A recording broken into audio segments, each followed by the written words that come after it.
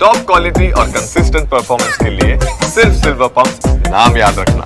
એક નશાખોર યુવકની કરતૂત સામે આવી। તેણે નમો પથ પર દારૂ પીને કાર ચડાવી દીધી હોવાની ઘટના સામે આવી છે। આ મામલે પોલીસને પણ બોલાવવામાં આવી। પોલીસે યુવકની અટકાયત કરીને તપાસ શરૂ કરી છે। દારૂના નશામાં યુવકે નમો પથ પર કાર ચડાવ્યાનો ખુલાસો થયો છે।